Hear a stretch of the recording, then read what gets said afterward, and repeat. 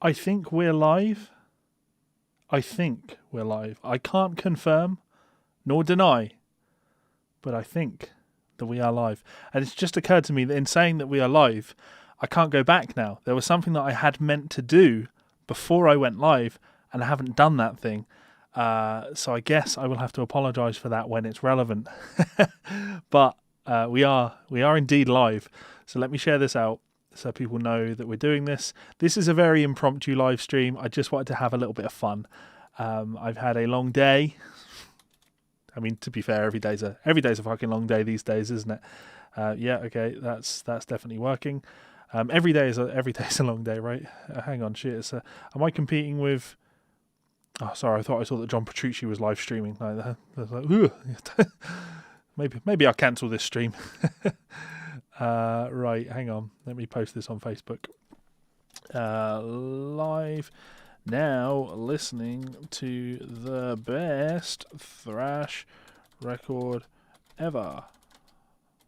Fight me. I do like this album. Is the screen, is it working? It is working. It's working the way it should. And we like it when things work the way they should. Things are best when they work the way they should.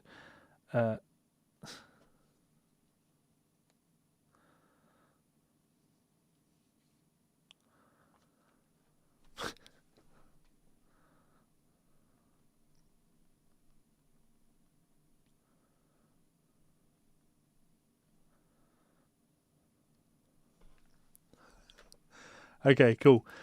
So, let me make sure I can see y'all. Y'all. J Mike, how's it going, J Mike? I'm good, mate. I am very good. I'm very good. It's been a shitty week. Well, it's been a shitty couple of weeks, but things have picked up. I'm feeling positive. I'm feeling happy. Things are turning around. I'm definitely in a great place right now, and I want to say you guys are all to thank for that, but you're definitely not to thank for it. But more importantly, you are a group of people that I can share that with. So I'm great. Yeah, I'm legitimately very good now. I'm very happy, which is good fun.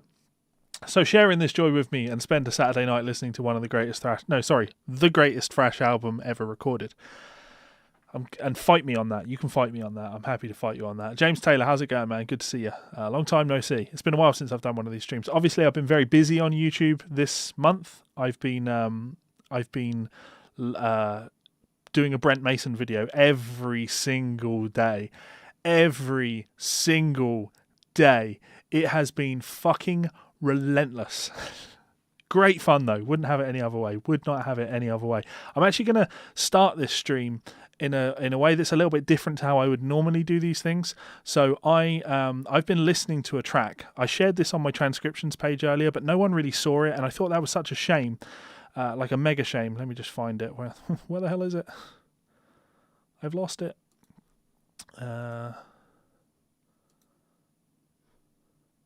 So I've been sharing some. I discovered a new artist, and it's always fun when you discover a new artist, right? I think we'd all agree on that.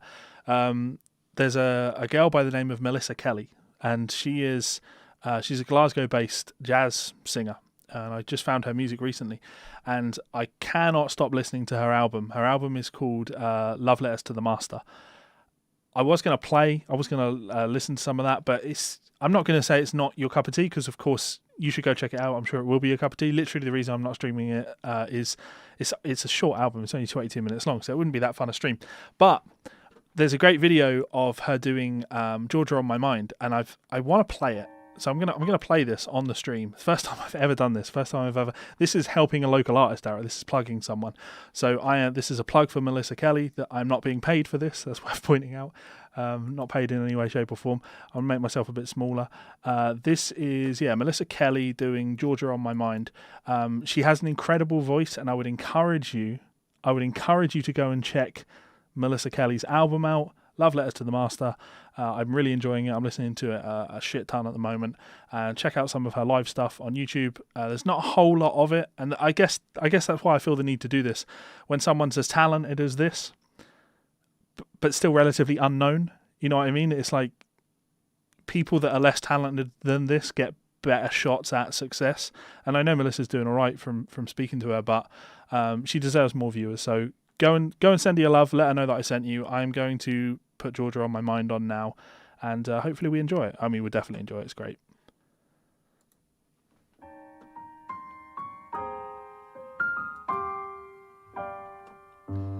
Georgia, what a voice. Georgia, the whole day through, just an old sweet song keeps Georgia on my mind. And this should remind you that there's a joke here about Jazz has singing it, but Jazz should have singing it. Jazz is a song for it. Georgia,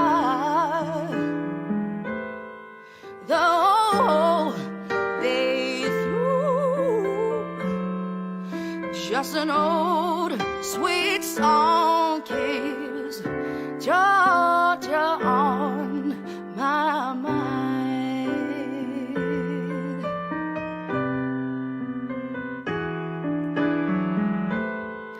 Other arms reach out to me, other eyes smile tenderly, still in peaceful dreams I see the road leads back to you, Georgia. Georgia, no peace I find, just an old sweet song. And of course, reminding us that the jazz and soul genre has a shit ton of, great songs in there.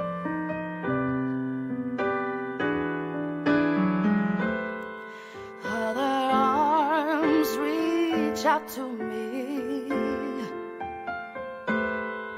other eyes smile tenderly, still in peaceful dreams I see the road leads back to you, Georgia.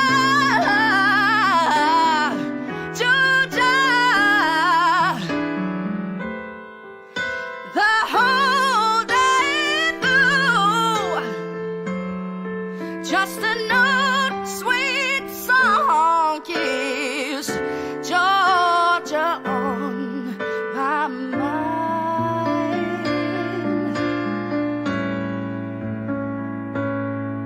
Just an old sweet song keeps Georgia on my mind.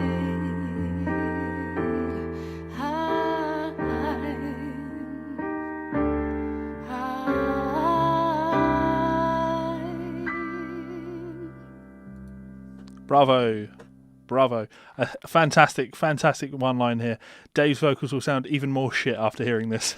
I think that's probably fair, yeah. And yeah, I'm not sure how smooth the transition into Megadeth is going to be after that either. I could sit and listen to, well, I was going to say Melissa specifically, but it's not just Melissa specifically. I could sit and listen to people that sing like that just endlessly, because I love that jazzy soul thing, and I think she's really very, very good. As I say, please do go and check out some of her stuff on YouTube. There is there's some good live stuff of her playing acoustic guitar and singing, so if that's your cup of tea, please do go and check it out. You have to remember, like, a big focus of this channel has always been getting people interested in things that they maybe wouldn't normally listen to. The reason I cover so many styles is because I like the idea of introducing people to things that they would be unfamiliar with, but more importantly, just helping out to get the name out of smaller, more independent artists. And of course, in the grand scheme of things, I'm a small independent artist, right? But getting names out to people, this is the reason I streamed, like I did listening parties for ACT. I'm going to do Casey Roberts and the Live Revolution. I'm always wanting to focus on and feature people that I think deserve more attention. And I think Melissa Kelly definitely falls into that category. Of course, there was no guitar in that, so maybe not a guitar player's thing. But if you are into really melodic soul stuff, jazz, please do go and check out her album Love Letters to the Master. It is available on Spotify. It came out very recently. So yeah, she also has a band called Melissa Kelly and the I've embarrassed myself now. Yeah, give me a second. It's the Crows. I just think of them as the Crows. The Smoking Crows. I wanted to say the Stoned Crows because I used to play in a band called Stoned Crows. Stoned Crow. And it's Smoking Crows. So Melissa Kelly and the Smoking Crows. Check them out. Anyway, today we are going to be listening to Megadeth's Rust in Peace. She is Scottish. Yeah, she is Scottish. She doesn't sing with a Scottish accent because nobody wants to hear anyone sing with a Scottish accent.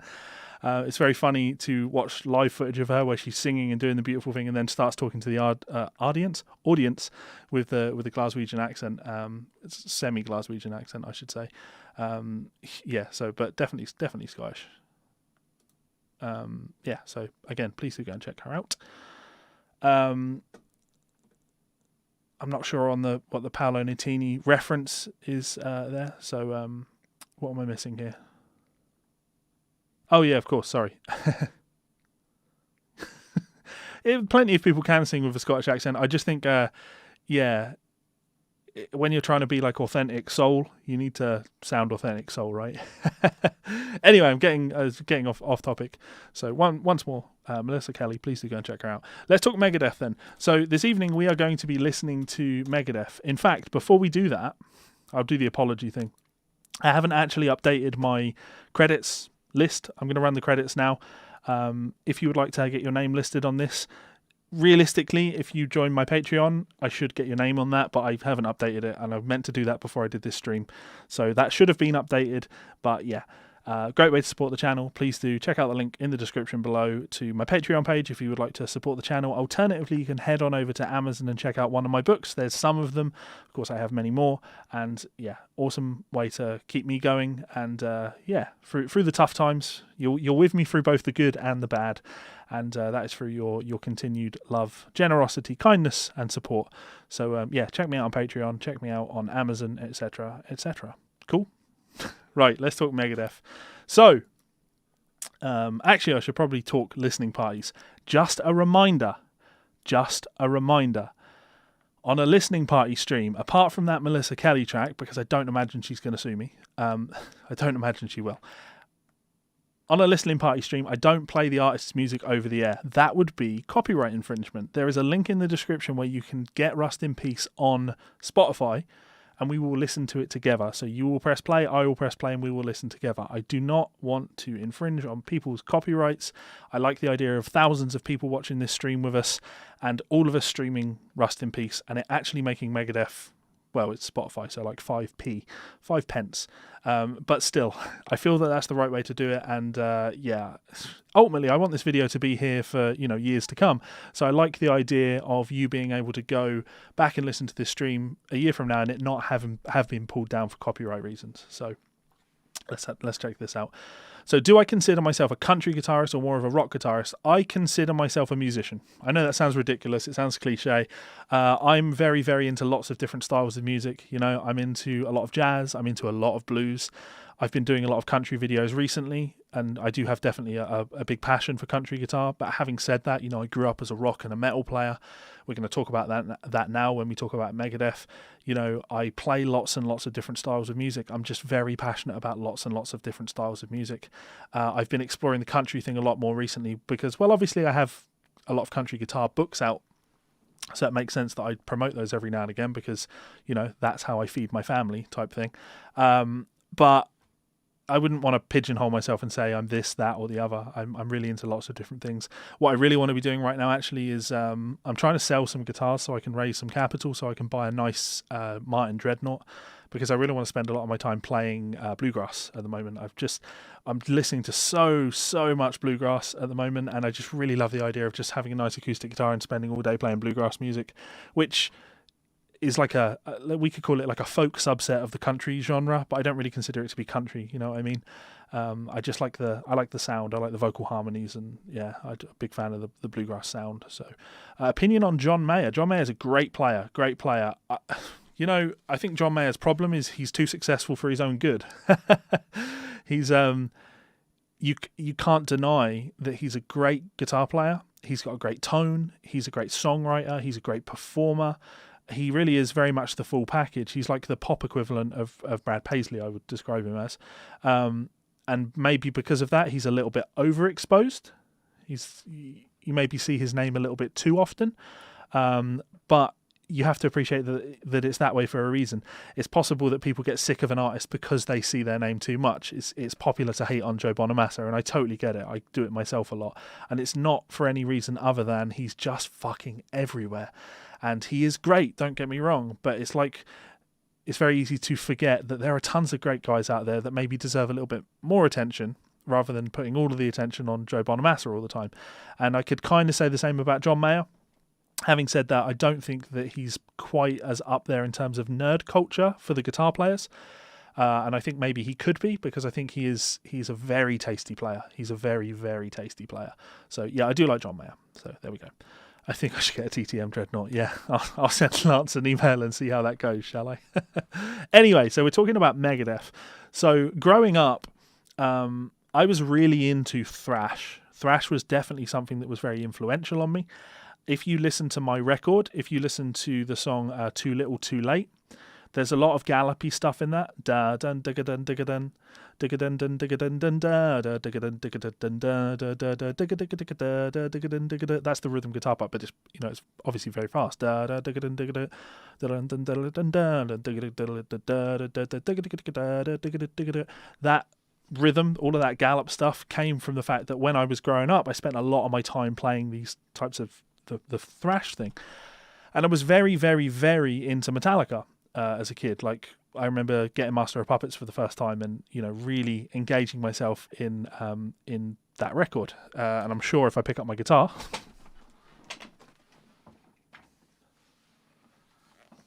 I could probably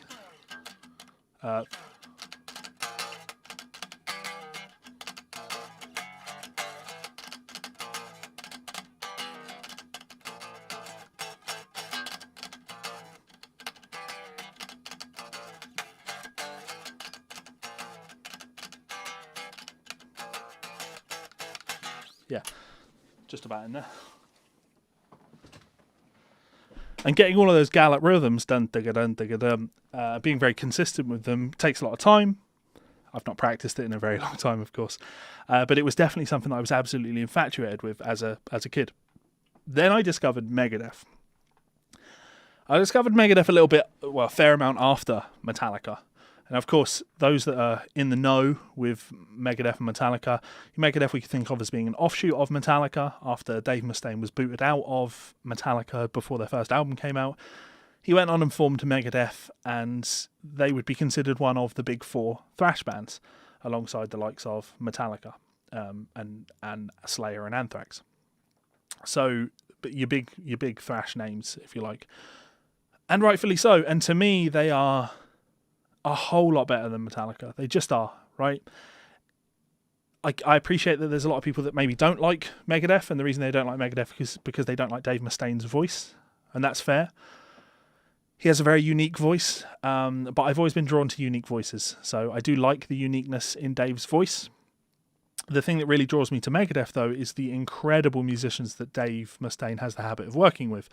Dave himself is a perfectly serviceable thrash metal guitar player, but he works with the best of the best of the best of the best. When I first started listening to Megadeth, I was listening to Marty Friedman playing all of the guitar stuff, and this record, of course, is a Marty Friedman record.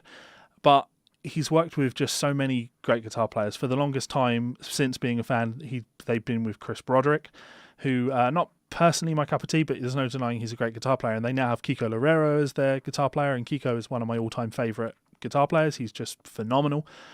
Just like ridiculously good. But if you go back into the annals of their history, you know, I think people underestimate how great guys like Chris Poland are, or is. Chris Poland is just one of those frightfully gifted musicians, you know, like Sean Lane levels of speed, and just like a really unique vocabulary and the uniqueness to the way he plays.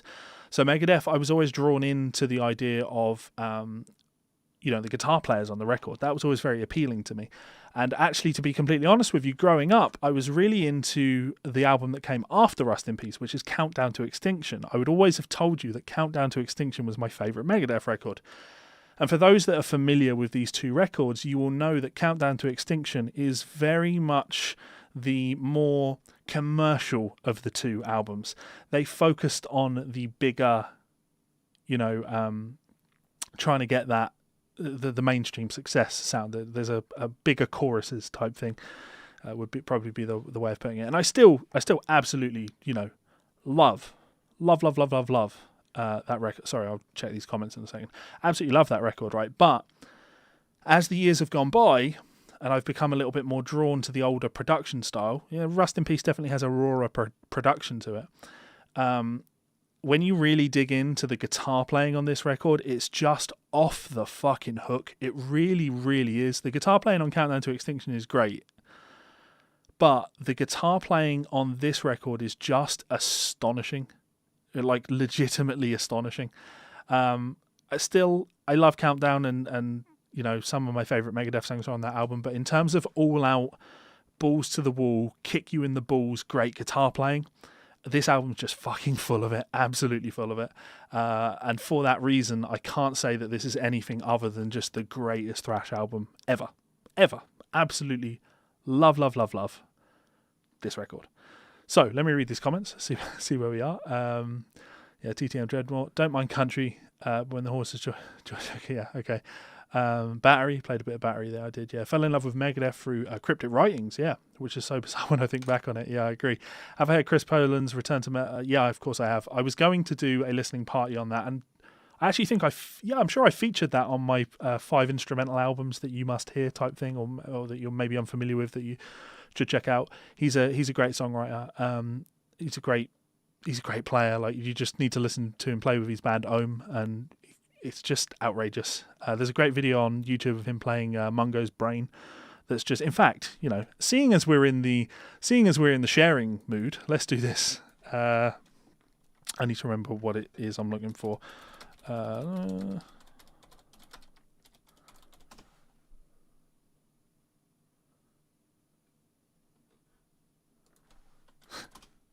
Sometimes it's really hard to find the right video, right? Mumbo's Brain love song, yeah. So check. This is like a terrible video, but this will just give you an idea of how ridiculously talented Chris Poland is.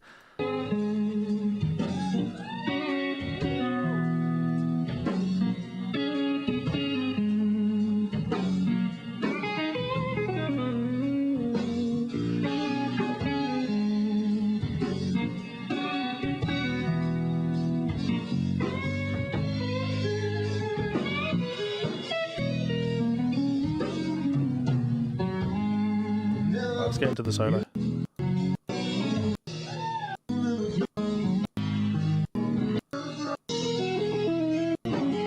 Now, the only way I can describe this is Sean Lane levels of ridiculous.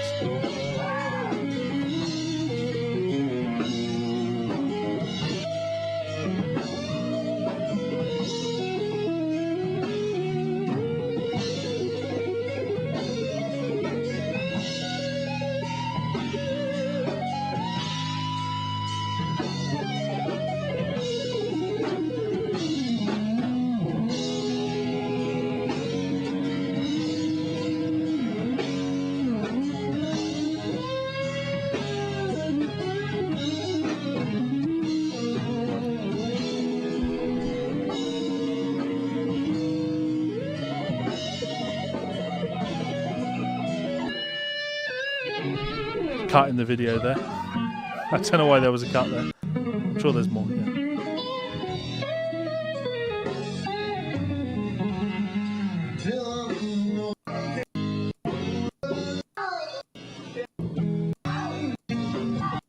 I'm sure there's more guitar playing in this. Apparently there's not, but hopefully that's enough of a, go check Chris Poland out because he's ridiculous.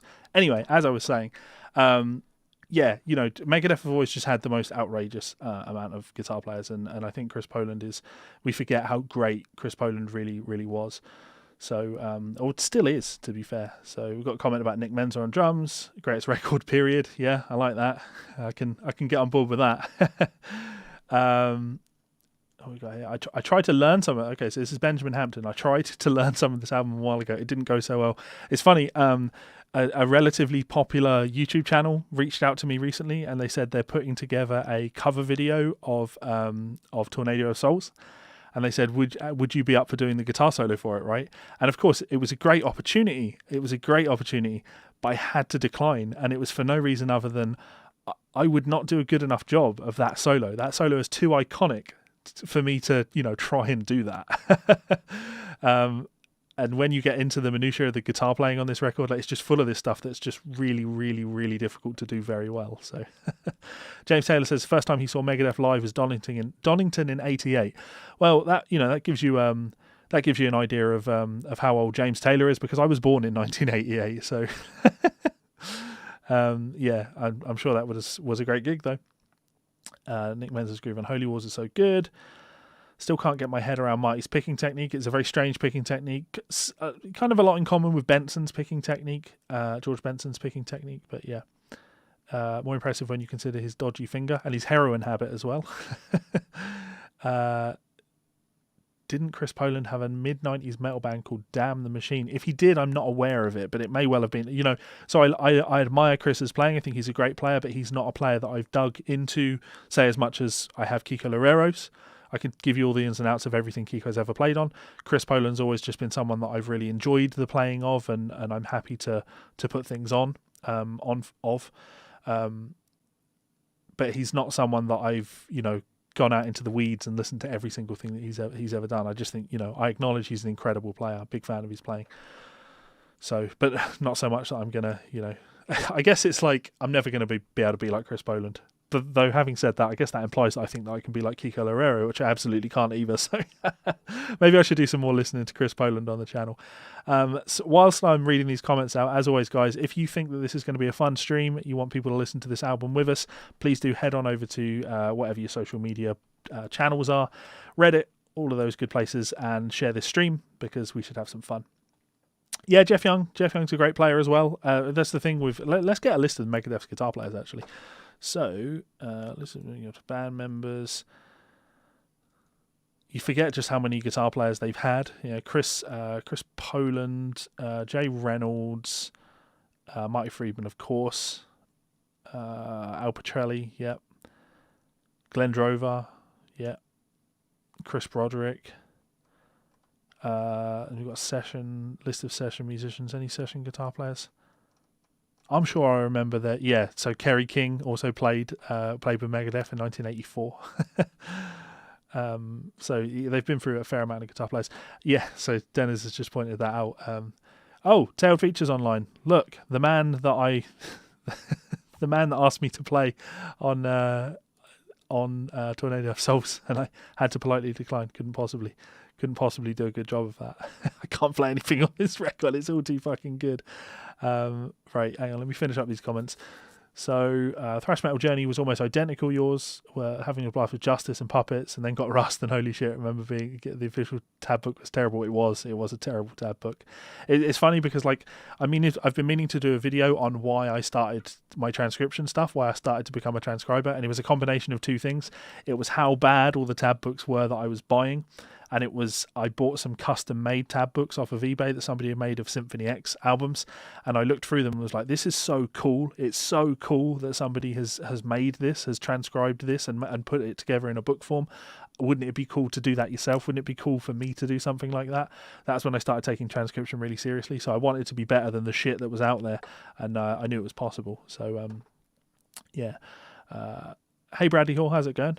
Putting together a full album playthrough of Rust in Peace. Wow, with a bunch of other ready to release on the anniversary next month. Fancy contributing a solo?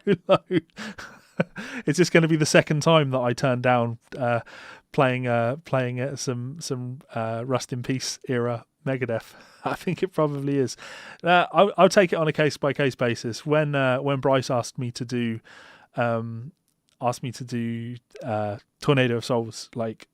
I was legitimately honoured by the idea, but yeah, that's a really high pressure solo. You know what I mean? That's a really high pressure solo because it's the best solo on the album. Many would argue that it's the best guitar solo ever recorded, and I would probably be one of the people that would make that argument. It is a perfect solo, an absolutely perfect solo. You can't say a bad thing about that solo. It's just a ridiculously good solo.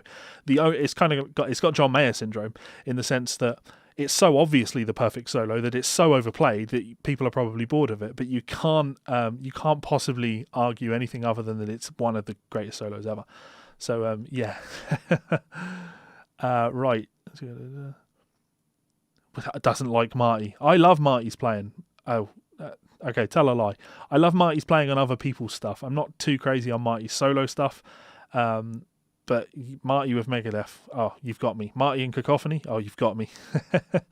That was the other reason I got into Megadeth, because I was really, really into Cacophony.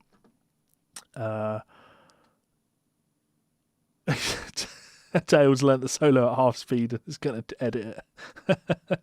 Well, you know who'll make a video calling you out, don't you?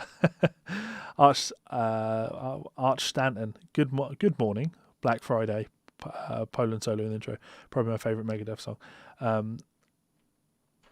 So, sorry, I misread that. I thought you were saying good morning to me, but you're naming you're giving me a title. Good morning.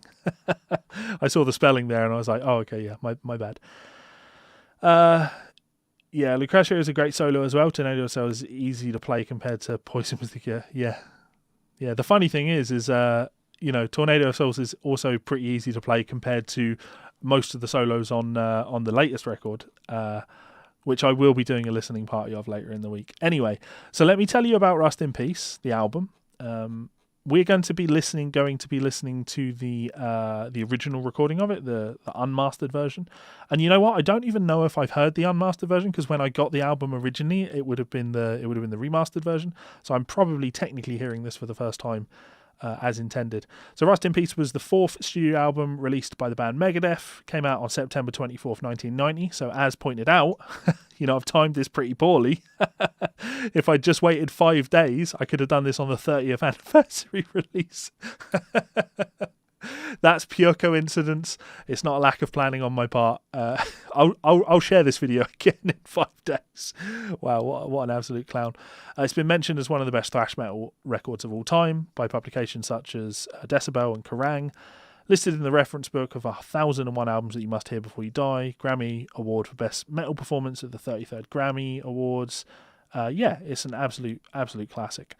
I'm just looking for any important information on here that we might want to bring up in terms of certifications. It is platinum selling in the US, sold over 1 million copies, which is cool. It's gold certified in the UK, which is 100,000 copies, and platinum certified in Canada, which is 100,000 copies.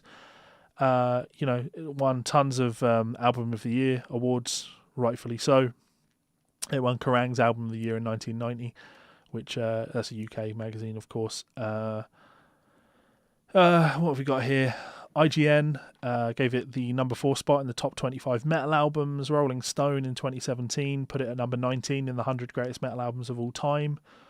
About.com, under the best heavy metal albums of the 90s, put it number 1, which, pretty fair. Metal Hammer gave it the 3rd place spot on the 50 hottest thrash albums of all time. So yeah, I just can't think of anything better than this. It's just a truly incredible album, just truly incredible. Right, let me bring it up and we'll talk about it then. We'll listen to it. So that's what we want.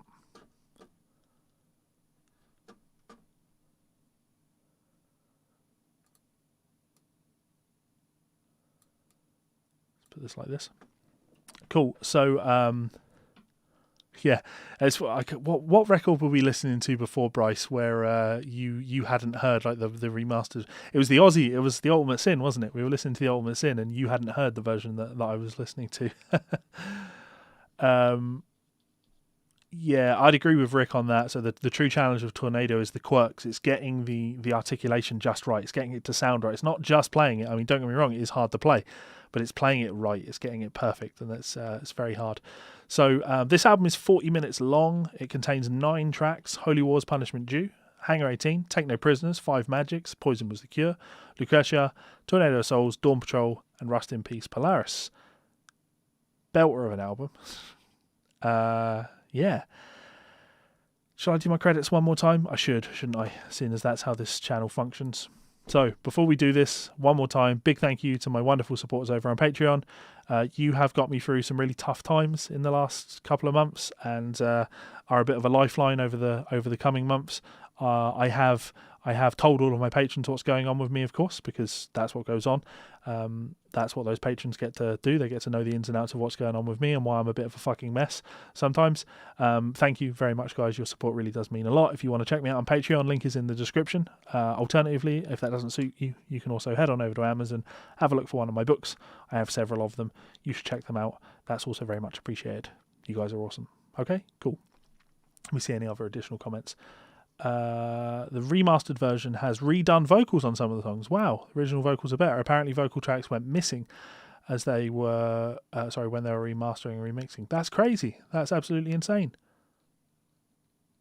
That's insane. That's absolutely nuts. And there's no doubt in my mind I'll spot that if there's vocals that aren't the same as the original recording. Oh, sorry. If there are vocals that aren't the same as the remastered version, I will spot that because I've listened to that remastered version so much. In fact, one of my favourite things to do, and I'd love to do a live stream of this, but you can't for obvious copyright reasons, but I own Rust in Peace on Rock Band 4, and I love nothing more than busting out the drum kit and playing the entire album, the entire Rust in Peace album from start to finish. I could absolutely go there and do it with the guitar too, but it's nowhere near as fun as just rocking along on the drums to this. Dylan says best thrash album. Well, yeah, but I put it at best metal album. This is probably I'm going to say something really controversial, right? Well, obviously, because if it's not thrash metal, is it really metal? If it's not thrash, is it really worth listening to?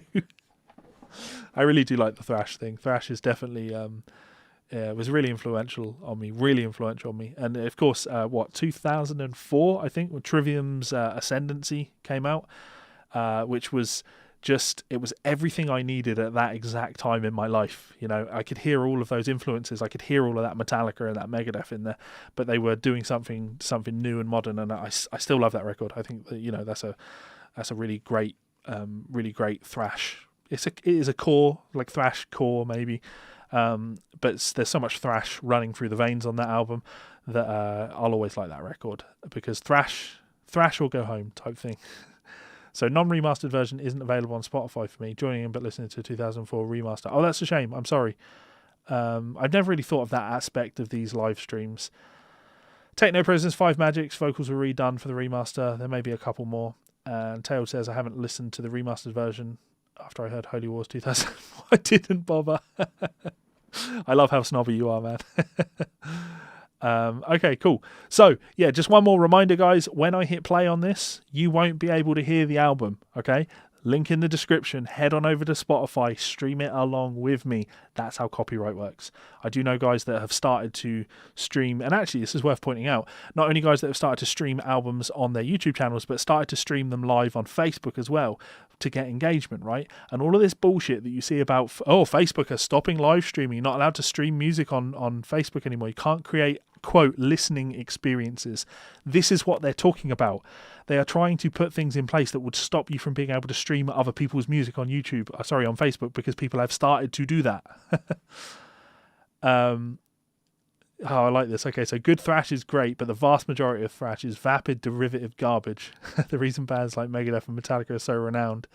is they grew and expanded beyond the thrash cliches. That's fair. And to be honest, one of my other favourite metal genres is power metal, and it's the same there, right? And neoclassical metal. I think anytime there's a sound, you've always got the pioneers of it, and the pioneers are constantly pushing and evolving and trying to do new things, and then you'll have other bands that will just come in and try and do what the pioneers did. Which I guess that's how a scene happens, right? That's how a scene is maintained. But no, Dylan, totally fair comment. Love me some power metal. Yeah, definitely. Anyway, right, I'm going to hit play on this album in about 10 seconds. Let me just make sure all the levels are where they should be. Doom metal, Black Sabbath wannabes. Yeah.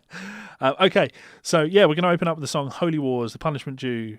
Absolutely ridiculous. Megadeth Christmas album. Megadeth had a Christmas album.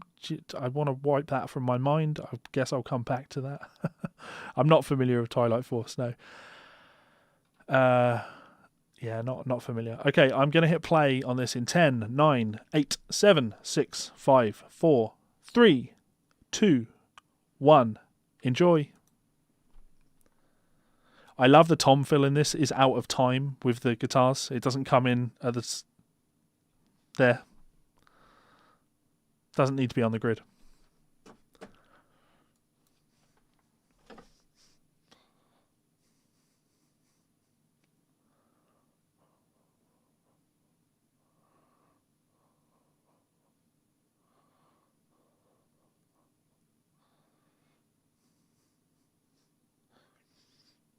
Just that groove. The bass guitar sounds fucking great. What a bass part.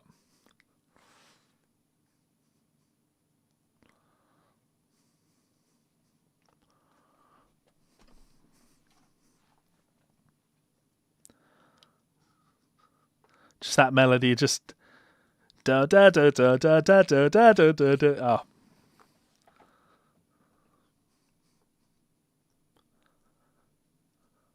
I'd really love to do some A/Bs between this and the remastered version, actually, because it sounds really raw, which is cool.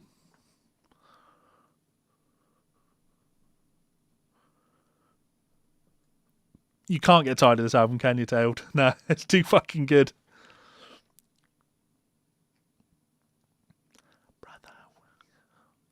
Now, like I say, I don't mind Dave's vocals at all. I'm fine with Dave's vocals because he sounds unique.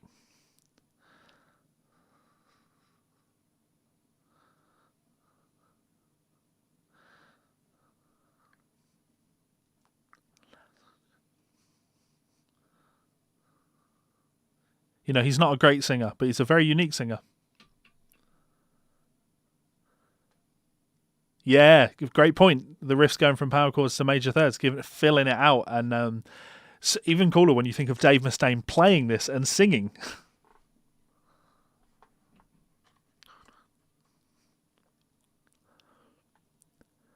It's just an absolute fucking like powerhouse of music, isn't it?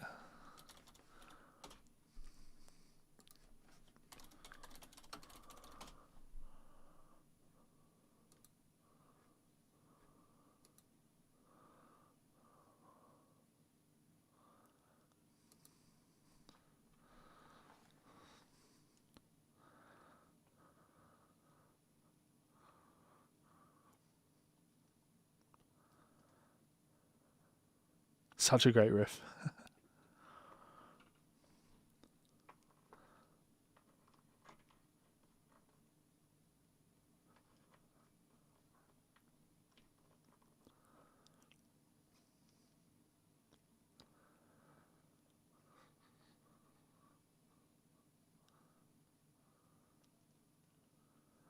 I like this comment from Colin saying, been ages since I've listened to this album from start to finish.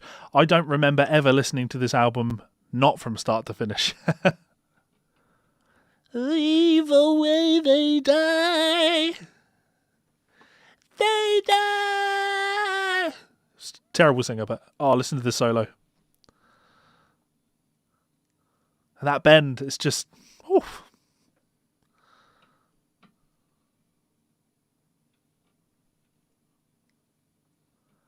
I've only seen Megadeth once, and it was with Chris Broderick, which was disappointing. But I'll check them when Kiko's next in town.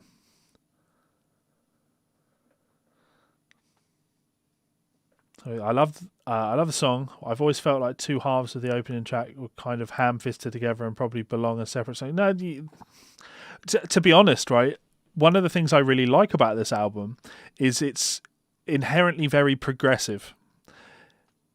It's got lots of changes, you know. It doesn't play it safe, you know. It's not Metallica's Black Album. It's more Master of Puppets.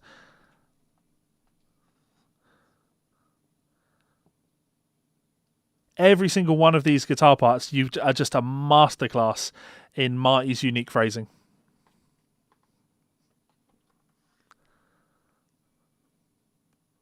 And again, total change in vibe. For the opportunity for them to, you know, trade solos back and forth for like 3 minutes.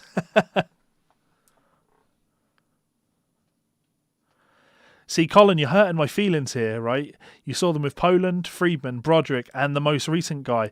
People have got to stop thinking of Kiko Loureiro as just the most recent guy. Kiko Loureiro is one of the best players they've ever had.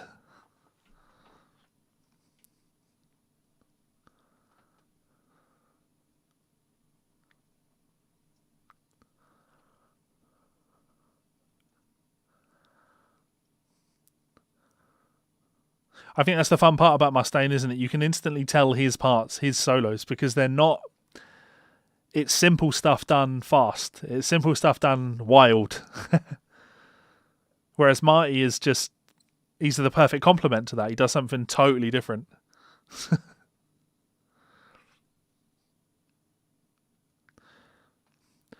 There we go. Skipbot Warrior doesn't get it. Everyone make fun of Skipbot Warrior.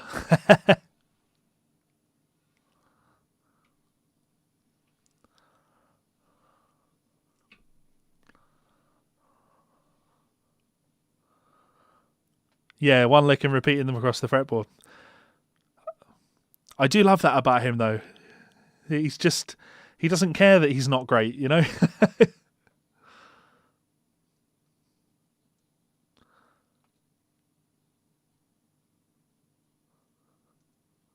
Yeah, I'd say that's pretty fair, yeah. Like, as if Hammett had practiced a little bit more. Those thirds coming in there, great. Great.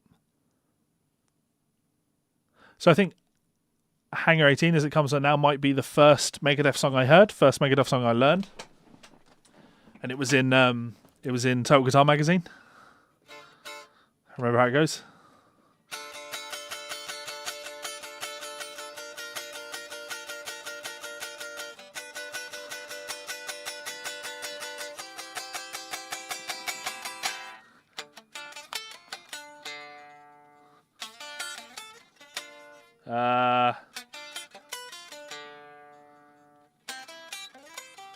And this is fun. You can analyze it. It's a D minor chord, which plays inversions, a B flat in inversions, diminished triad in inversions, and then a C major triad in two in inversions.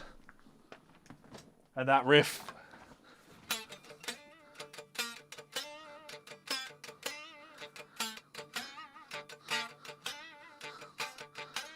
Getting that vibrato on that when you get to the top of that slide is just so fun.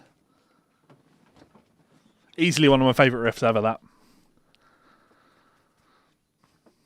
But it's worth pointing out in that intro that although it is, you know, the chromatic chord type thing, it's like you take the D minor triad, you move one note up and it gives you the B flat, you move one note up and you get the diminished chord, you move one up and you get a C chord. All of those are over a D bass note.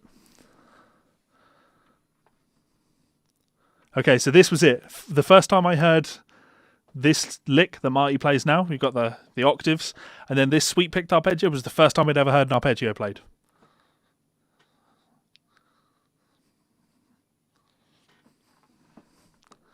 Massively influential lick on me. That made me want to play, you know, fast. It made me want to play cool stuff. Prior to that, I was into like pop punk stuff.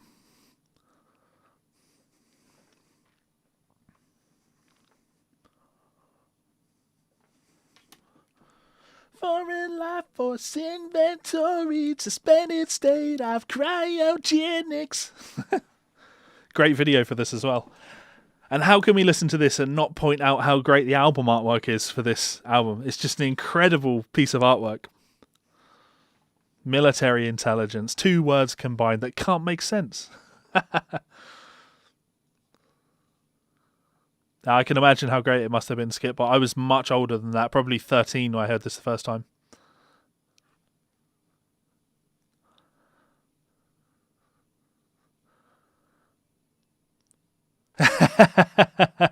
Someone had it on shuffle. I made that mistake before on a live stream myself. And I love the fact that, like, that's essentially the end of the song. You now have that total change of feel, and they just solo like motherfuckers now for literally 2.5 minutes.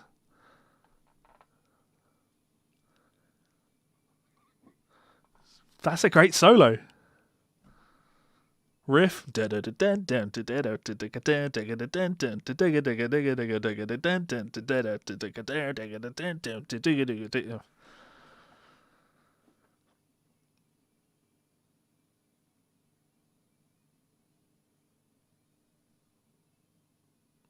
Ah, I like it. Someone with an album poster on their wall. This is definitely. I have to wonder how much, love of the album factors into this, because I think it is a great bit of album artwork. But do I love it so much because I love the album? I want to say no. I think this is a great piece of album artwork, even if I never heard the album. I do think it's a really good bit of artwork. Go on, Dave. You can do it. You've got nothing on Marty, but you can still do it. That was weird, like hearing Dave's overdub part cut out there.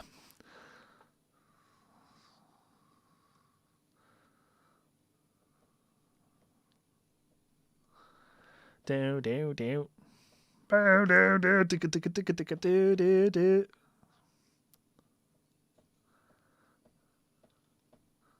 That's Dave. Which, to be fair, was that, that's definitely more creative and thrashy than anything Hammett ever did. So,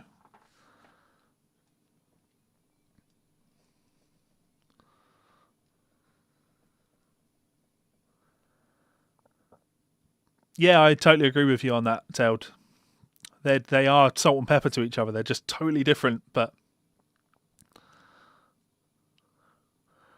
there's something raw and unrefined about the way Dave plays. He's playing with just flair, whereas Marty, there's a sophistication to what he's doing, but it's like an intriguing sophistication. He like lures you in, and the two of those work so well together. Marty lures you in with all these ear-twisting melodies, and then it goes over to Dave and he just punches you in the face with like, here's my caveman guitar playing, and I love it. Yeah. Okay, so take no prisoners, take no shit.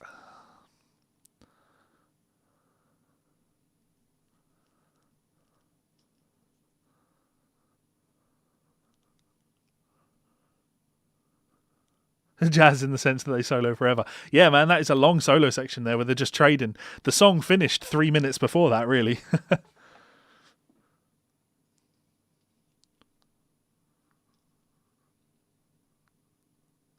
Okay, so this one had redone vocals. So let me see if I can immediately spot that.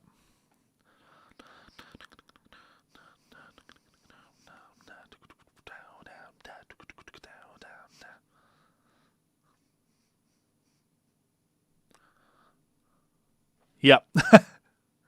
Yep. Even the backing vocals, right? There's more punch in those backing vocals. Do, do, do, do.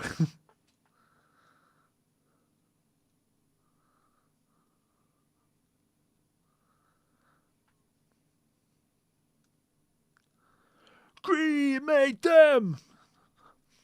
So fucking cool.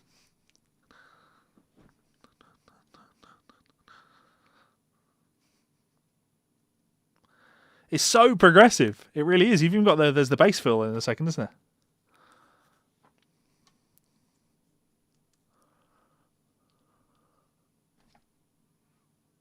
there? That's fucking cool.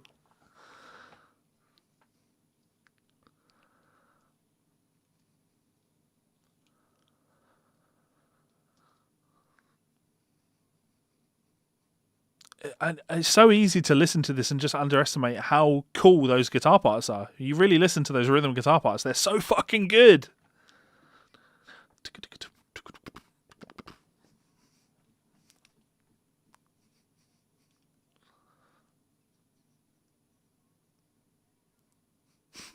Cramp trying to play it. Jesus, I get cramp just listening to it.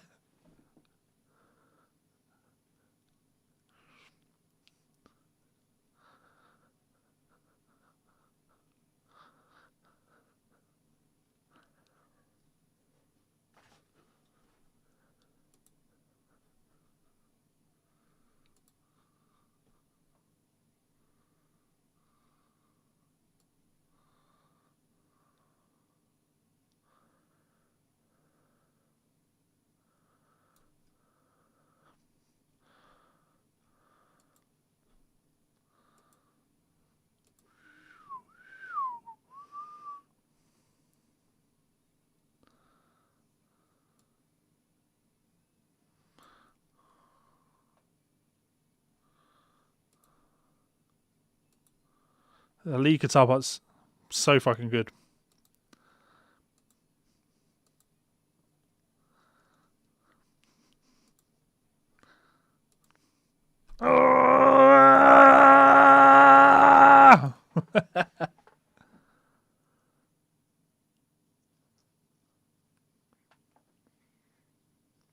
The guitar playing on this one, I think, is one of the kind of underrated gems. I think you underestimate how many great little fills there are in this particular song.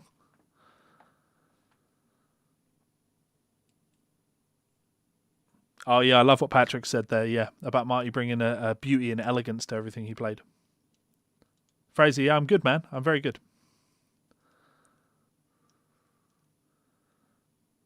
It's so cool to hear the bass on this record like this. You know what I mean?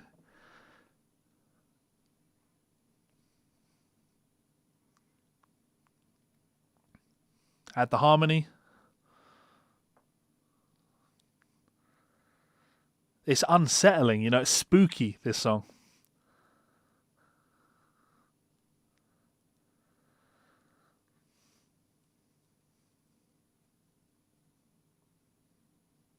Again, progressive, because you've got this feel, this vibe, and then it just moves into a different vibe when the verse comes in. And of course, the other thing is a freshness to this. There's an organic side to this whole album because, of course, not recorded with a click. None of it recorded with a click. They push and they pull. They speed up. They slow down. And I know that makes me sound like Glenn Fricker, right? And I don't want to be Captain Boomer Glenn Fricker, because I'm not saying that music is better when it is recorded without a click, because music recorded with a click is good too. You know, I'm just saying that music that is recorded without a click has a certain vibe to it, and that particular vibe complements this sort of music. It complements this sound. If you re-recorded all of this to a click, it would lose some of that. Likewise, if you took a modern metal production and you forced the guys to record it without that click, it would lose what it's supposed to do. Progressive because there's 5/4, yeah. I'm merely talking progressive because of the time feel changes. Like, okay, so let's just really think about each lead guitar part here. Right. What's the cool tidbit? That was a great lead guitar part. Help me out. Jeff, what was... Right. Another really cool lead guitar part.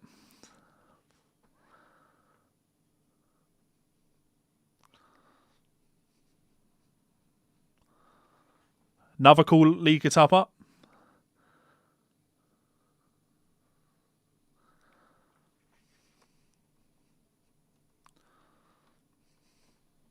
Another cool lead guitar part. And they're just so in your face. And again, total change in time, total change in feel. This riff, dun dun dun dun dun dun dun dun. It's so cool. Really cool lead guitar part over the top of it. Ah.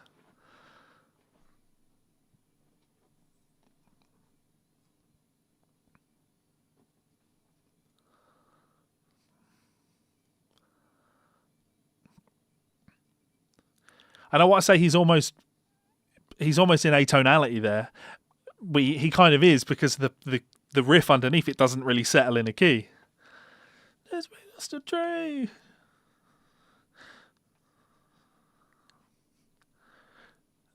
The vocals are redone on this, aren't they? The vocals have been redone on this one. He's doing more glissandos in his voice in this. It's speeding up.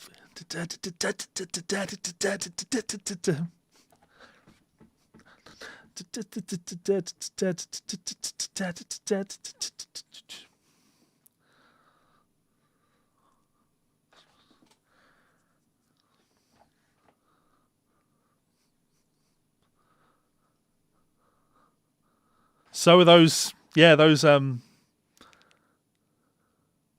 processed vocals. They're different on the remaster. That's interesting. That's more on the, yeah.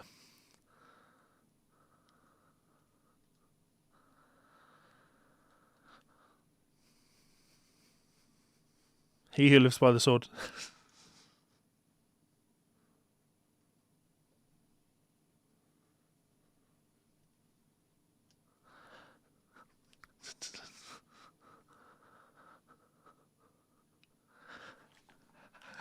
It's just... I think this music is best experienced for children. You know what I mean? How is a kid going to listen to some Jennifer and then go...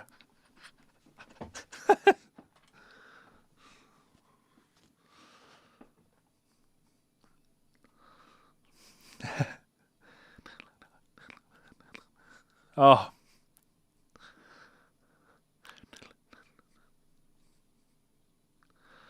It's just beautiful, just chromatic nonsense, but it's just... Someone needs to show this to Kerry King and say, look, mate, you can play chromatic nonsense and it sound fucking cool.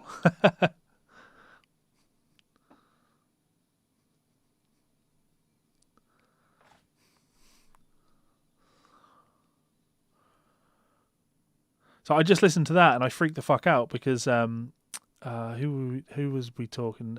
Bradley Hall earlier asking me if I wanted to play something. I'd love to contribute. Like, if there's something I can contribute that I can do a great job on and really do it the justice it deserves, I'd love to do that. But most of the stuff on this album, you just listen to it and you're like, you're never going to be able to do a good... You'd never do that justice. Never. You try, but... If there's something I can do, if you're still watching, Bradley, just let me know. If there's something I can do good, I'll do it. That bass guitar sounds great.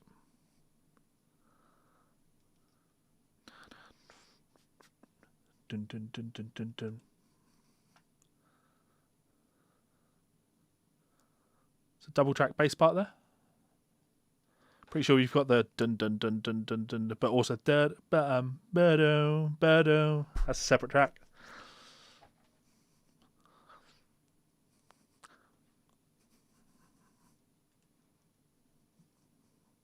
Yeah, it sounds very different to the remaster.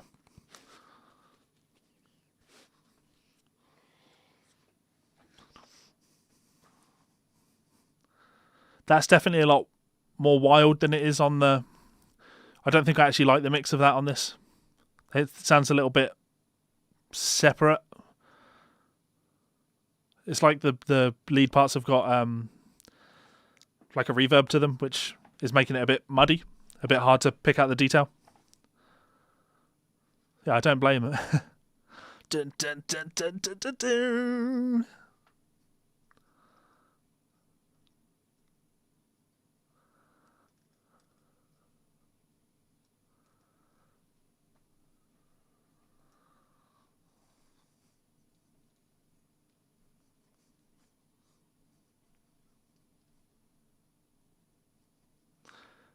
I just love how they move together. It's like an organic shifting of time. Bump, bump, bump, dun, dun, dun, dun. It's not click perfect. It's got a vibe.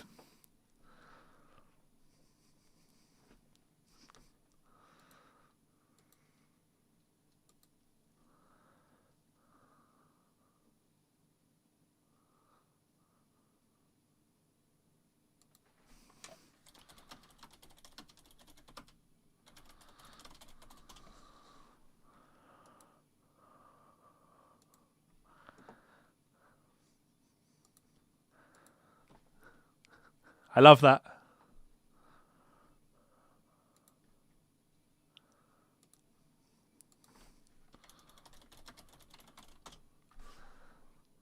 Fucking ridiculous. Okay, on with Lucretia.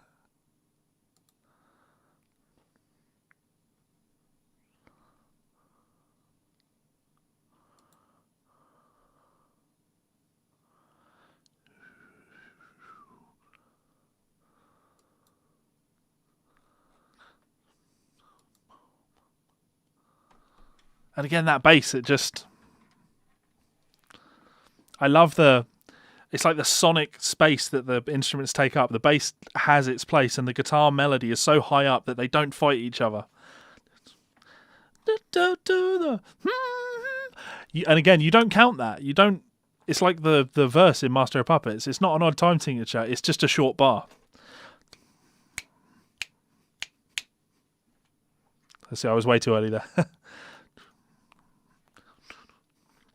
Let's see if we can get it. Still a bit early. Bam, bam, ba-da-da-dum.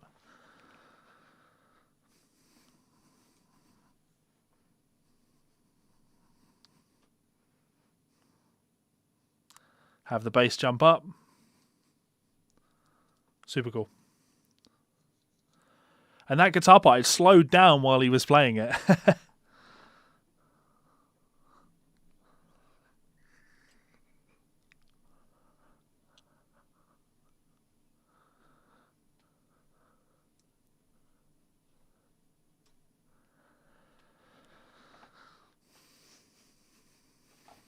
I just love that shift in that verse. It just feels like you trip over every time that happens.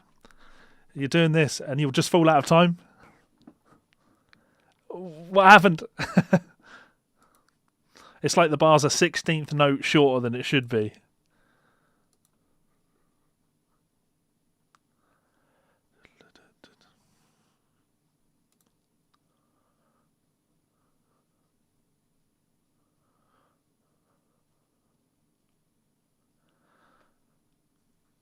What a solo.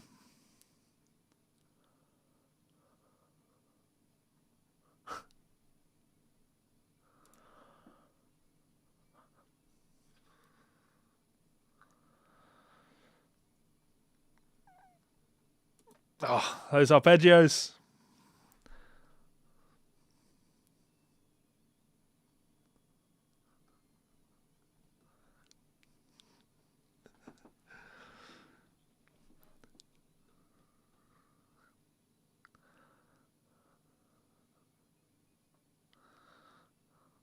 You know what?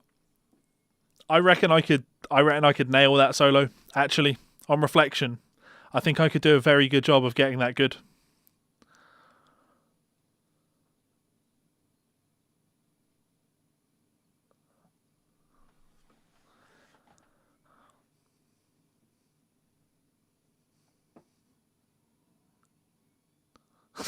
Go on then.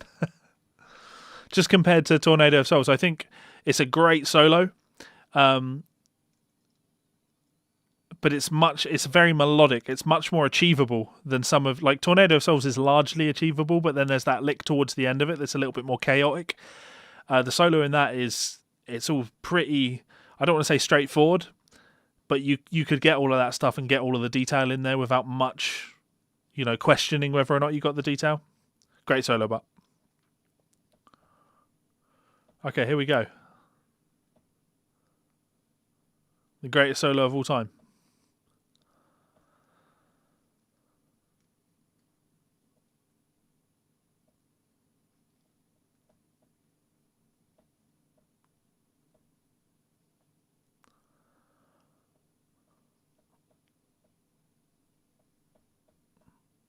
The solo that's so good it's bad.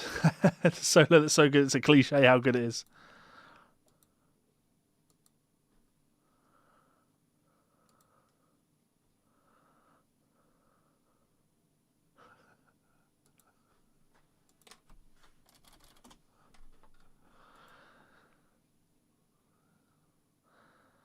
I like the harmonies in this. Tornado. Days go. You know, they're surely die. Tornado. They're not flashy, you know. They're not cool, but they're cool.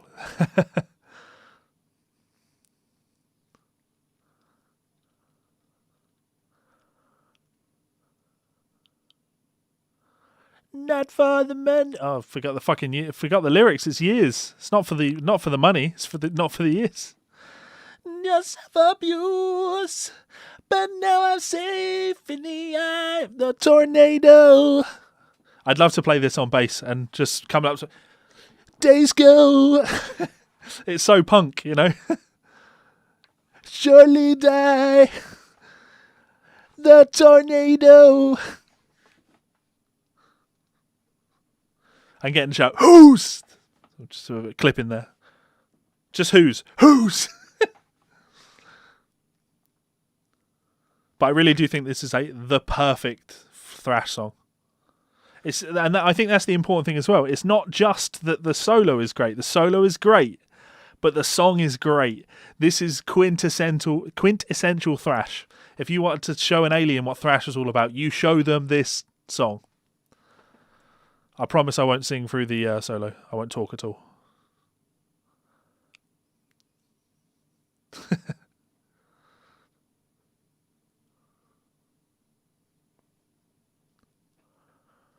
The bass guitar dropping down.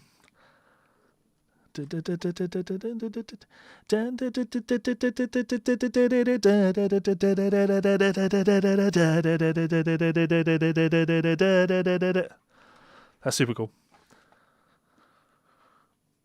Absolute silence for the solo. I actually once fell out with my ex-wife, when she wanted to talk to me during the solo when I was driving and this solo was on. Okay, here we go. Silence.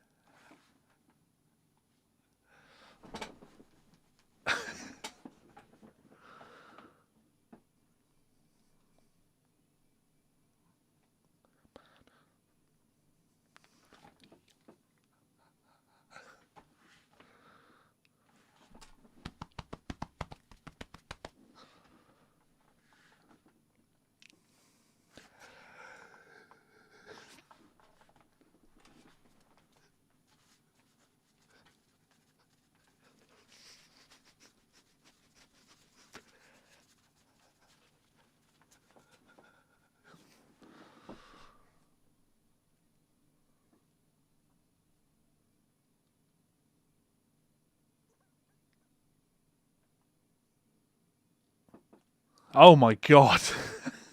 Oh my god. I feel like I'm doing a reaction channel thing, right? Where I'm pretending that I'm blown away by something, but I'm legitimately, every single time I hear that solo, at the end of it, I'm just like, oh my god. My cheeks have gone red because I'm smiling so hard. It's so good.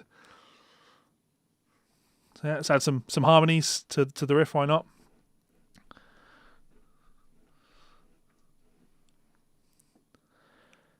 So I like what Stickbot Warrior said here, where he said that what the fuck lick at the end, though. That's single-handedly the reason I've never learnt that solo, because although everything up until there is hard to get the phrasing really spot on, because his timing's not perfect during all of that. He's very loose with the timing. That last lick that he plays is so hard to really pin down exactly what he's playing that. You know my style. Like, if I'm not going to do a good job of it, I won't bother doing it. And that one's like untouchable. It's just untouchable.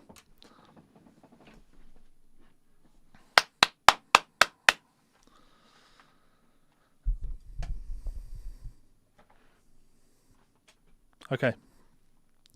So, you know, I often do the what track would I cut from the album, but when the album's 40 minutes long, like you don't need to cut a song. I do think Dawn Patrol's a bit boring because, of course, it's really just a bass groove, isn't it? And I'm not crazy on Rust in Peace, Polaris. I feel the album after, I mean, it's the problem of having a song that's as good as Tornado of Souls, right? it's such a high point that anything after it is going to sound pathetic.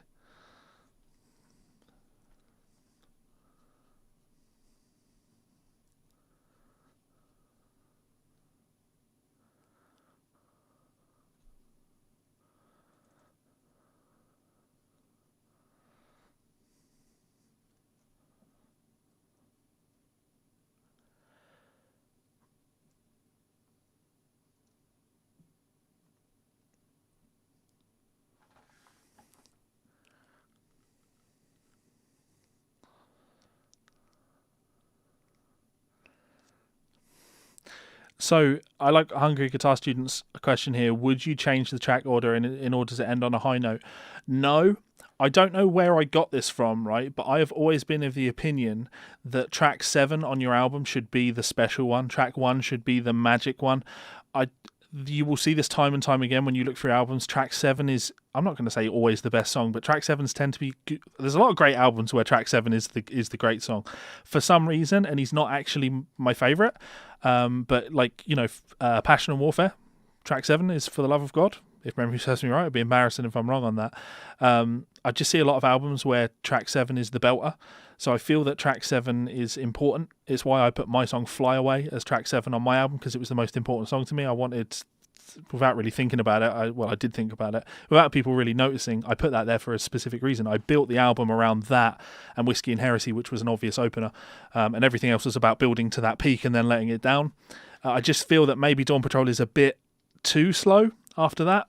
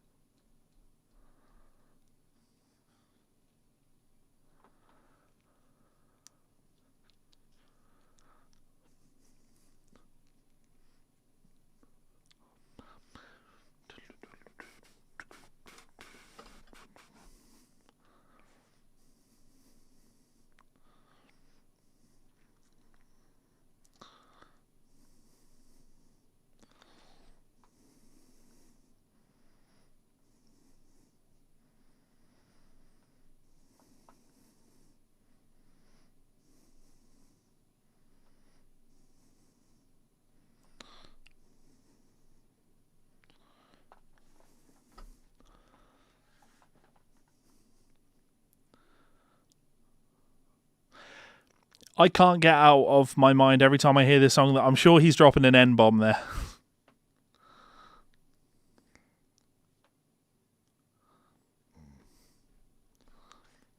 The N-word of death.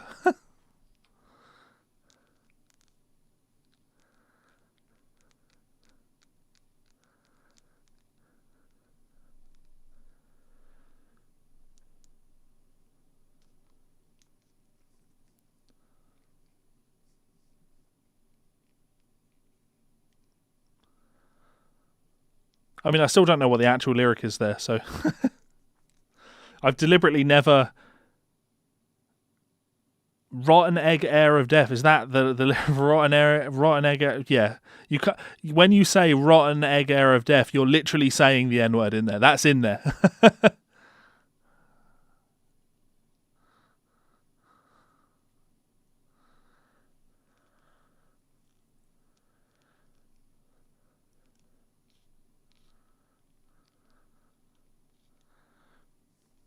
I mean, Jesus. Rotten egg air of death is the worst lyric I've ever heard. I'd almost prefer it was what I was interpreting it as. The Warheads will all rest in peace. I guess the other maybe issue that I have with this being the closer of the album, there is some guitar playing on this, but when you think of this album, Holy Wars is full of great guitar playing, Hangar 18 is full of great guitar playing, Take No Prisoners it's all right for guitar playing, Five Magics is full of great guitar playing, Poison Was a Cure is full of great guitar playing, Lucretia is full of great guitar playing, Tornado Cells is full of great guitar playing. You know what I mean? Like, there's not the big solo on this to me.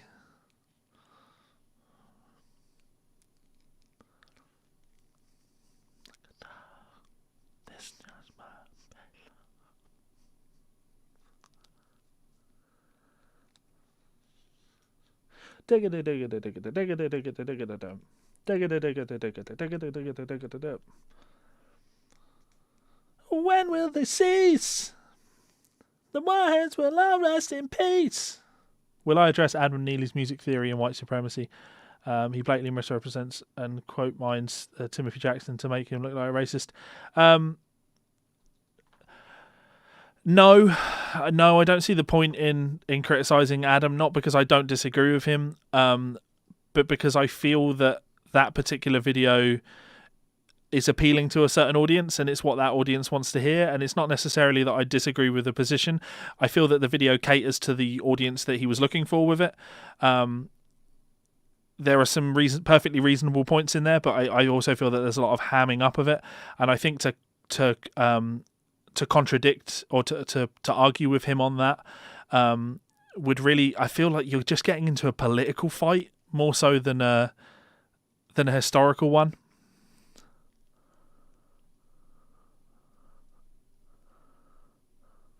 But it's a perfectly fair question.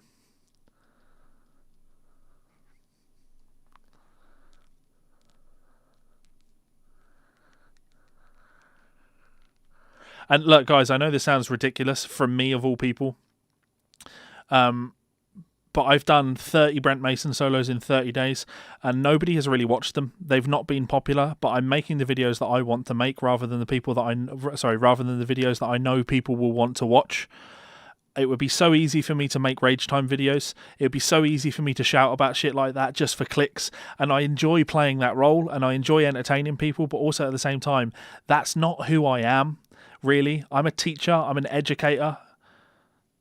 I am an entertainer, don't get me wrong. I've talked through the end of that. I feel bad for that now. Okay, I'll stop that.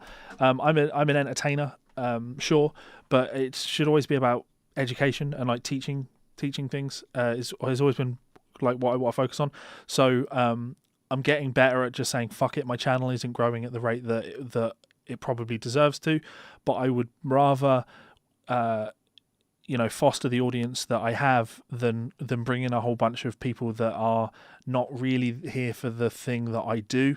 I picked up a shit ton of subscribers because of the fake guitar video, and that's fine, but those people don't watch my videos, and that's like, well, do I need people? I would rather have, I'm in that shitty position with my YouTube channel whereby, and lots of YouTubers have this, of course, but whereby your videos get less views than the amount of subscribers you have, and that's wrong. When that's happening, what that tells you is that you have a lot of people that are subscribed to you that aren't actually interested in the stuff that you're making, and I don't want that. I don't really want to do that. So yeah, so I'm trying to do less of that. I'm trying to make more of the videos that I want to make.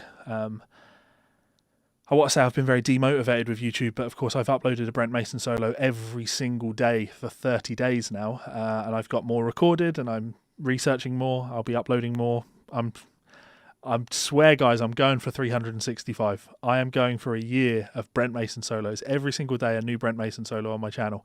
And I appreciate that for many of you that are watching this, you hear that and you're like, sounds dreadful, don't care. But if you do know anybody that thinks that would be cool, if you do know anybody that would admire that, I would very, very much appreciate a share and let them know. I'd very, very much appreciate helping, using that to find a new audience of people that are legitimately interested in the things that I want to make. You know what I mean? Rather than making the things that other people kind of expect of me. I am an angry guy, but I'm trying to be less of an angry guy, you know? I'm trying to be a better person, not a worse person. I'm trying to put good vibes out into the world and make the world a better place rather than... And really, when you think of all those rage time videos, I am trying to entertain you, and at the very core of them, I've only ever done things like that because I genuinely feel that I'm trying to make the world a better place when I make them. I am trying to instill positive change in the guitar community when I do things like that. But I think people latch onto the negativity rather than the important message that I'm trying to put across. So yeah, trying to do less of that. Trying to do more of the good wholesome content, the educational stuff, because I've got a lot of students obviously, and they would all tell you, they would all agree that I'm quite good at the educational stuff. I'm better at educating than I am at shouting about stuff. So plus, more importantly, I've got the Guitar Souls podcast where I can rage about stuff. Anyway, so we are coming to the end of the stream there, guys.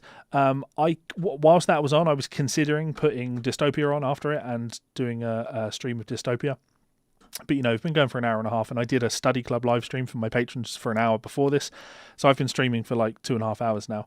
And I'm pretty tired of the streaming type thing. But let me bring it up just so you can see it. I will be back later in the week, and I will do a Dystopia stream. I know that Tailed, I'm pretty sure I remember you saying you haven't listened to this album. I almost want to say that I've actually even done a live stream of this album. I've certainly meant to. If I have, let me know so I don't do it again. But I really do like this album. And I know Kiko's out in Nashville at the moment working on the new album. I'm supposed to do an interview with him on my channel on some Sunday at some point. So we'll get that going. I don't know, I'm just randomly looping over the track listing. But I really like this album. So, yeah. Kiko told me firsthand that he changes some parts on Mighty Solos because they're not for his hands. Yeah, I totally agree with you. It's very possible that I did a Dystopia stream. Very possible. Should I just do another one? Maybe? No? Did I? I'll research it. If I have done a live stream of Dystopia, obviously I won't do another one. I'll do Countdown to Extinction. Okay, we can just go back and start streaming all the Megadeth albums and have fun with them, because I legitimately, I'm a big Megadeth fan, and it's been a long time since I've really sat and listened to a bunch of Megadeth. So it would be kind of cool to sit and like relive this stuff. I love Rust in Peace. Don't get me wrong. Like, I'll always love Rust in Peace, but it's not hugely representative of where I am as a person anymore. It's not something that I'm regularly listening to. I'll spot it every now and again, maybe every 4 or 5 months. I'll think, I'll put Rust in Peace on in the car type thing. But it's not something that I'm constantly exposing myself to. And when I do put it on, it just grabs that childhood part of me. It just takes me back. And I love it. So because I'm not exposing myself to that stuff all the time, it's really fun to sit back and listen to albums like this. So I think it would be fun to go back and listen to all the Megadeth albums. And who knows, maybe I could do the Ozzy Osbourne thing and I could rate all the Megadeth albums from worst to best or best to best. Basically just Chris Broderick stuff at the bottom, and then everything else is pretty good. Hopefully you guys have enjoyed that. As always, I'm just going to say a massive thank you to my wonderful supporters over on Patreon. Link is in the description if you would like to join me over on Patreon. We did have a sign up to Patreon while we were doing this stream, so if that was you, thank you very much. Hopefully you've joined up to my private Facebook group and we can have some fun in there and talk about this shit more. If you want to download all the tabs that I'm uploading, and you want to download tabs, study club streams, get your name in the credits, have private lessons, all of that good stuff, link in the description to Patreon. Alternatively, you can check out one of my books on Amazon. I have several of them, and they pay my bills, so check out a book. It's a big help. Let me see if there's any more comments, and then I'll run off. Do it again for Tailed. Did I do it? I feel like I did it, but I don't think I did, but I might have done. I shouldn't have done, but I should have done. I probably did. You know what? Let me find out. There's an easy way to do this, isn't there?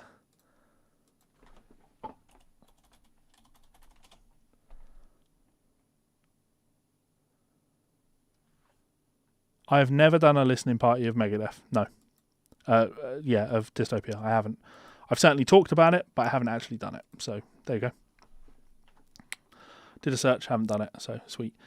Right, let me respond to everybody. Hungry, so thanks very much for the discussions. Got to go practice. Yeah, thank you very much for tuning in. Really enjoyed. Yeah, you guys make these streams what they are. I could sit and listen to music on my own anytime, but the fact that you guys engage in these makes them, honestly, it makes it so much fun, and I hope you guys enjoy engaging with each other in these, having some conversation with each other. So Chris Broderick stuff and Risk, thanks for this. Not listened to Rust in a while. Hope you enjoyed it, dude. Couldn't find any videos on Dystopia. Yeah, not done it. Levi, did you do a Thank You Scientist tab book? Learned so much from you over the years, so thanks, man. I did. I worked with Tom to do the Maps of Non-Existent Places books. But to be fair, when he wrote that album, when he writes the albums, he notates everything, like, because he's writing for all the musicians. So there were music notation files for the whole album. So I just had to arrange those for, actual, tab. I had to tab it all out, if you like. The only thing that I had to put my input on was the guitar solos, which obviously are improvised. So I had to transcribe the solos. So yeah, I did the Maps of Non-Existent Places book. Very proud of that, of course, because Thank You Scientist are one of my favourite bands. Thoughts on Anthrax? I've never really been into Anthrax. Honestly, never really been into Anthrax. Never. They've never never jumped out at me. And a more controversial one, I've never been into Slayer either, to be honest. Slayer have never really done much for me either. And I think it was because when it comes to the big four, I listened to Metallica, I got into thrash via Metallica, then I discovered Megadeth, and after that, everything else is just pointless. It was just pointless because musically the Megadeth stuff just spoke to me on a real primal level. It's everything that I wanted. There's all of the ridiculously cool thrash elements to it, but it's just peppered with the most ridiculously cool guitar playing. So yeah. No, I never. Don't get me wrong. I've listened to my fair share of Slayer, but my dad was a big Slayer fan, and that always, when you're young, like there's nothing less cool than listening to things that your dad would come in and say, "Oh, I love this record. It's been a long time since I've listened to this." So Slayer was always just very off-putting to me. Have I ever listened to Kugia's Horse? I have not. I think you'd like them. Latest album has banging riffs as well as some more mellow songs. I haven't, but send me an email and remind me of that, and I'll check it out. Go and listen to Countdown while washing up now. Well, John, I might do a listening party of Countdown soon. So, have I done a Devin Townsend listening party? I haven't done a Devin Townsend listening party. And actually, when I sat down this evening to do a listening party, I was like, what do I want to do? I was listening to Empath, his latest album, just this morning, actually. And I thought, I'd love to do an Empath listening stream. And if I hadn't just listened to it, I absolutely would have done a listening party of Devin Townsend's Empath album, because that album holds a real close place in my heart. It helped me through some really rough times. So I love that album. Expect some Devin Townsend to come up because I'm a huge fan. Pantera, it'd probably be a good idea to do some Pantera. I listened to a fair amount of Pantera when I was younger, but I wasn't that big a fan. I wasn't crazy on Dimebag's tone. I wasn't crazy on like the overall sound, but it's kind of like the metal equivalent of John Mayer. I wasn't crazy on how absolutely stonking insane people were for Dimebag's playing. It didn't really do it for me, and I've told the story on the Guitar Souls podcast. I certainly remember reading lots of interviews with him over the years where I just thought he came across as a bit of a douchebag, where he was just a drunk all the time. He was just a steaming drunk, and I found that very unappealing. Sure, that's the rock and roll lifestyle, but I don't know, it just didn't come across as cool to me. So that kind of always stuck with me when it comes to Pantera. Having said that, the Great Southern Trendkill, thinking of the opening track to the Great Southern Trendkill, an album that just opens with was pretty fucking cool. So Tailed, it was his dad that got him into Megadeth. Yeah. Thinking of my dad music, maybe a Dire Straits. Waiting for a listening party on Stephen Wilson or Porcupine Tree. Man, that would be cool, actually. I've been trying to get a contact for Stephen Wilson recently because somebody wants to, I don't want to name who, but somebody wants to reach out for something, shall we say. But he's a difficult man to get in touch with, apparently. Yeah. No one wants to listen to them. I'm just a tiny little YouTube channel with 33,000 subscribers. Like, in the grand scheme of things, who the fuck am I? One day, there are people that are absolute, like, if Jared Dines wants to reach out to Stephen Wilson, no problem. He'll just send like an email out and someone will be like, oh yeah, here's how you reach out to him, and then you send an email to Stephen Wilson. He'll be like, oh, thanks for your message, Jared. I very much appreciate it. The only person, and I'm going to give him massive props for this, the only person that's ever who has a massive following, right, but absolutely still treats me like I'm really important is Rick Beato, right? Rick Beato is a top guy. I love the guy to bits. I know that I could get off this stream right now, go onto my Skype and phone Rick, and we would be able to sit and talk about music for an hour with each other and laugh and have a good time. And that's so cool to me. So for all of these people that think, I'm going to wag my finger while I'm doing this, right? For all of these people that think Rick Beato is like this, Rick Beato's ruining YouTube and shit like that, Rick deserves all the success that he has. He's very, very good at what he does, and he hasn't let that success go to his head. So yeah. Cool. So right, In Absentia, his favourite Terry album. Yeah, not my thing. Just not my thing. Soz. Should do a Trivium, right? A Trivium Ascendancy listening party. I actually went back to listening to Trivium like years. It was actually when I interviewed them a good few years ago. They were great actually when I interviewed them. I went back to listen to the albums that had come post Crusade, because when Crusade came out, I thought it was garbage and I didn't listen to them again. So I went back and listened to Shogun, which I think is a great record, and In Waves, which is pretty good. After that, they had the record that David Draymond produced, and I don't like that because it kind of sounds like a Disturbed record, who I am a fan of, by the way, big fan of Disturbed. Yeah. Oh, look at that. See, James Taylor's discovered my channel through Rick Beato's recommendation, and that's the point. Like, Rick has helped me out, and he's never had a reason to do that. I'm just dropping thumb picks everywhere. He's never had a reason to do that, and that's supremely fucking cool. And to remind everybody, shall I do it one more time? Fuck it, I'm going to do it one more time. Let's do this. Let's close it up with Melissa Kelly one more time. One more time, guys. Please do go on over to Spotify and check out Melissa Kelly's album. It is called Love Letters to the Master. I'm really enjoying it.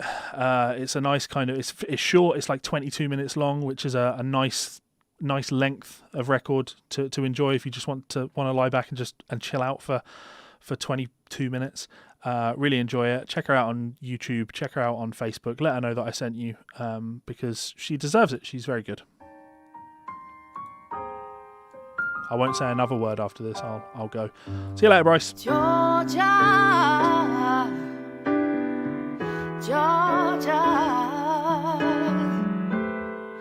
the whole day through. Found it. Just an old sweet song keeps Georgia on my mind.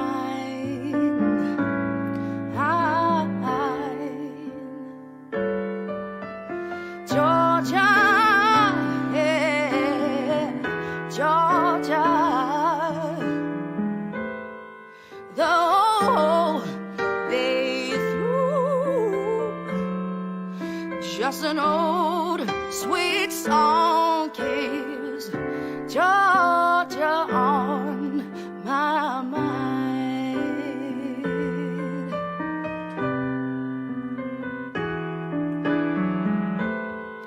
Other arms reach out to me, other eyes smile tenderly, still in peaceful dreams I see the road leads back to you, Georgia. Georgia, no peace I find, just an old sweet song keeps Georgia on my mind.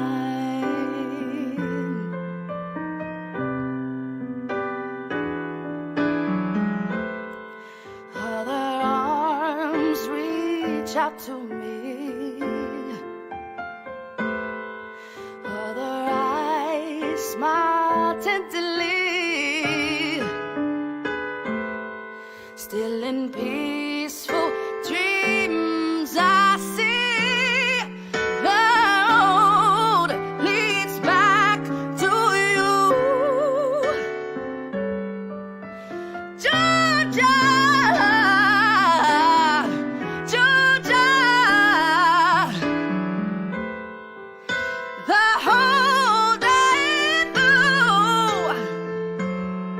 Just a note, sweet song keeps Georgia on my mind.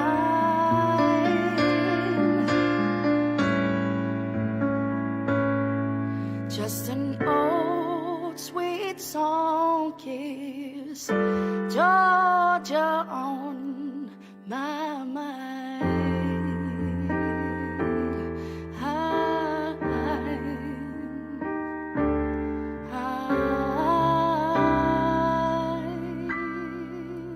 Thank you very much, everybody. Good evening. Good night. Go and support hardworking musicians. I love you all, and I'll see you for another stream very soon. Goodbye.